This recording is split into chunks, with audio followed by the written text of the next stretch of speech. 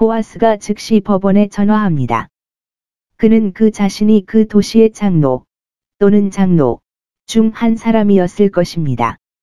그는 재력이 뛰어난 사람이었기 때문입니다. 아마도 그는 그 도시의 아버지이자 우두머리였을 것입니다. 그는 여기에서 그가 권세 있는 사람으로 문에 올라갔고 일반 사람이 아닌 것처럼 보였기 때문입니다. 우리는 그를 유다의 왕자 나손의 손자였던 그의 도시의 행정관보다 못하다고 생각할 수 없습니다. 그리고 그가 전날 밤에 타작마당의 곡식 더미 끝에 눕는 것은 평지였던 그 시대의 성문에 앉아있는 재판관의 영예와 전혀 일치하지 않았습니다. 그러나 보아스는 왜 그렇게 성급했고 왜 그 시합을 좋아했습니까? 롯은 부자가 아니었지만 자선으로 살았습니다. 명예롭지 못하지만 불쌍한 이방인. 그녀는 아름답다는 말을 한 적이 없습니다. 만약 그녀가 그랬다면 우리는 울고 여행하고 그녀의 백합과 장미를 시들었습니다. 그러나 보아스가 그녀를 사랑하게 만들고 그 일을 재촉하기 위해 열성적으로 만든 것은 그녀의 모든 이웃들이 그녀가 유덕한 여자라는 데 동의했기 때문입니다. 이것은 그에게 그녀의 값을 루비보다 훨씬 높게 책정했습니다. 잠 31, 10. 그러므로 그는 그녀와 결혼함으로써 그녀에게 진정한 친절을 베풀 수 있다면 그 자신도 매우 큰 친절을 베풀어야 한다고 생각합니다. 따라서 그는 즉시 결론을 내릴 것입니다. 법정 날은 아니었지만 그는 성문 너머에 있는 시청에서 그를 영접하기 위해 그 도시의 장로 10명을 불러 모았습니다. 2절. 도시의 관습은 완전한 법정을 만들었습니다. 보아스는 재판관이기는 했지만 자신의 문제로 재판관이 되기를 원하지 않고 다른 장로들의 동의를 원했습니다. 정직한 의도는 대중의 인식을 두려워하지 않습니다. 그는 그의 경쟁자를 부르러 와서 그에게 제안된 문제를 듣게 합니다. 1절. 이런 자여, 여기 앉으십시오. 그는 그를 그의 이름으로 불렀음이 틀림없지만 신성한 역사가는 그것을 기록하는 데 적합하지 않다고 생각했습니다. 왜냐하면 그가 죽은 자의 이름을 높이는 것을 거부했기 때문에 그는 이 역사에서 미래 시대까지 그의 이름을 보존할 자격이 없었기 때문입니다. 섭리는 보아스가 그 문제를 제안할 준비가 되었을 때 이 친족이 적절하게 올 수 있도록 명령하는 것을 선호했습니다. 큰 일들은 때때로 그것을 촉진하고 촉진하는 작은 상황에 의해 훨씬 더 나아집니다. 그는 다른 친척에게 그 땅에 기근이 들었을 때 빵을 사기 위해 돈을 저당으로 두었던 나오미의 땅을 구속할 것을 제안합니다. 3절. 판매, 즉 저당권자의 손에서 그 상환의 형평성, 그녀는 기꺼이 떼고자 하는 것입니다. 또는 일부 사람들이 생각하는 것처럼 그것은 그녀의 생명을 위한 공동 자산이었고 돈이 필요한 작은 문제에 대해서는 그녀가 팔았습니다.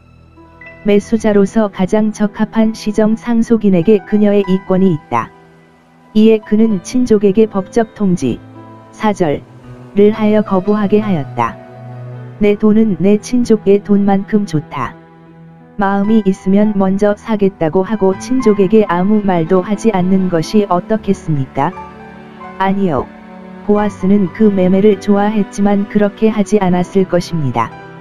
더 가까운 사람의 머리에 대해 흥정을 하는 것과 같으며 우리는 그의 모범을 통해 공정하고 정직할 뿐만 아니라 공정하고 명예롭게 우리의 모든 거래에서 그리고 우리가 원하지 않는 일을 하지 않으려면 빛을 보아야 합니다. 그 친족은 그가 그렇게 하면 과부와 결혼해야 한다는 말을 들을 때까지 그 땅을 되찾고자 하는 것처럼 보였습니다. 그런 다음 그는 날아갔습니다. 그는 그 땅을 충분히 좋아했고 아마도 가난한 과부가 팔아야 할 상황에 처한 가난한 과부가 훨씬 더 나은 거래를 하기를 바랐기 때문에 더 욕심을 냈을 것입니다. 마음, 그것이 그의 재산의 훌륭한 추가가 될 것이라고 생각했습니다. 4절. 그러나 보아스는 그 사건에 젊은 과부가 있고 만일 그가 땅을 가지고 있다면 그는 그녀를 데리고 가야 한다고 말했습니다. 신성한 법이나 국가의 관습이 그에게 의무를 부과하고 또는 나오미는 땅을 팔지 않고 이 조건으로 오절을 하겠다고 주장했다. 어떤 사람들은 이것이 형제의 과부와 결혼하는 법과 관련이 없다고 생각한다. 25. 관습에 따라 나중에 가장 가까운 친족에게까지 확장되지 않는 한, 그러나 상속의 구속의 법에 적용됩니다. 왜냐하면 그것은 고엘, 구속자, 즉 여기에 문에, 만일 그렇다면 사는 사람이 과부와 결혼하게 된 것은 율법에 의하지 아니하고 나오미의 결심에 의하였더라. 그러나 이 친족은 매매 조건을 들었을 때 그것을 거절했습니다. 6절. 그는 그 땅이 자기 기업의 개선점이 될 것이라고 생각했지만 여자가 있는 땅은 그렇지 않았습니다. 그것은 그것을 손상시킬 것입니다. 아마도 그는 낯선 나라에서 와서 거의 자선을 베푸는 그런 가난한 과부와 결혼하는 것이 자신에게 모욕이 될 것이라고 생각했을 것입니다. 그는 그것이 그의 가족에게 흠이 되고 그의 피를 더럽히고 그의 후손에게 수치가 될 것이라고 생각했습니다. 그의 눈에는 그녀의 탁월한 미덕이 이를 상쇄하기에 충분하지 않았습니다. 갈대아의 의역은 그에게 다른 아내가 있기를 거절한 이유를 밝히고 있으며, 만일 그가 룻을 취하게 된다면 그것은 그의 가족 사이의 분쟁과 다툼을 일으켜 그의 유산의 안락함을 손상시킬 수 있기 때문입니다. 또는 그는 그녀가 그에게 아주 많은 자녀를 낳을 것이라고 생각했고 그들은 모두 그의 재산에서 지분을 기대하고 너무 많은 손에 흩어져서 가족이 더 적은 숫자를 만들게 될 것이라고 생각했습니다.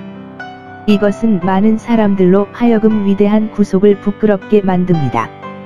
그들은 기꺼이 종교를 지지하지 않습니다. 그들은 그것에 대해 잘 들었지만 그것에 대해 아무 말도 할 수 없습니다.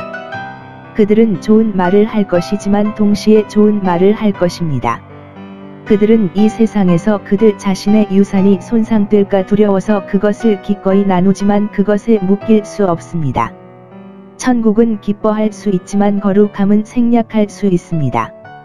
그것은 그들이 이미 신봉한 정욕과 일치하지 않을 것이며, 따라서 누가 그 가격으로 천국을 사려고 해도 그들은 그렇게 할 수 없게 하십시오.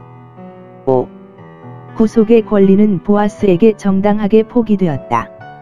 이 이름 없는 친족이 좋은 거래, 좋은 재산, 좋은 아내를 잃었다면 그는 그것을 더 좋게 생각하지 않은 것에 대해 감사할 것이고 보아스는 그가 무엇보다 중요하게 여기고 원하는 것을 분명히 해준 것에 대해 그에게 감사할 것입니다. 그 옛날에는 글을 써서 재산을 넘기는 것이 관례가 아니었지만, 그러나 어떤 표시나 의식에 의해 우리가 일반적으로 부르는 대로 상징과 세이신으로 잔디와 나뭇가지를 제공하여 토지, 여기에서 사용된 의식은 항복하는 자가 그의 신발을 벗어서 갈대아는 그것이 그의 오른손의 장갑이라고 말한다. 그가 항복하는 자에게 그것을 주고 그가 받거나 가야만 하는 권리가 무엇이든 암시하는 것이었다. 그 땅에 임하여 값진 생각을 하고 그것을 사는 자에게 주었으니 이는 이스라엘의 증거니라. 7절. 그리고 이 경우에도 그렇게 하였다. 8절. 룻과 결혼하는 법이 있었고 그의 거절은 그 법을 모독한 것이었습니다. 룻은 신발을 벗고 그의 얼굴에 침을 뱉었을 것입니다. 하지만 그의 관계는 어느 정도 그에게 의무를 부과해야 하지만 그의 관계의 거리가 그를 형벌에서 면제하는 데 도움이 될 수 있습니다. 그의 거부가 그에게 원하는 전부였기 때문에 그것을 면제할 수 있었습니다. 그러나 패트릭 주교와 최고의 해석가들은 이것이 그 법과 아무 관련이 없으며 신발을 벗는 것은 거기에서처럼 어떤 불명예도 아니라 항복의 확인이며 그것이 사기적이거나 은밀한 것이 아니라는 증거라고 생각합니다. 얻은 계약과 상업의 모든 문제에서 공정하고 공개적으로 거래하는 것은 모든 사람이 양심에 따라야 하는 것이며, 이는 간사함 없이 참으로 이스라엘 백성임을 인정할 수 있다는 것입니다. 보아스가 비밀리에 그의 친척을 해치고 그가 알지 못하는 나오미와 은밀히 거래를 성사시킨 것보다 훨씬 더 명예롭고 정직하게 이 물건을 사게 된 것입니다.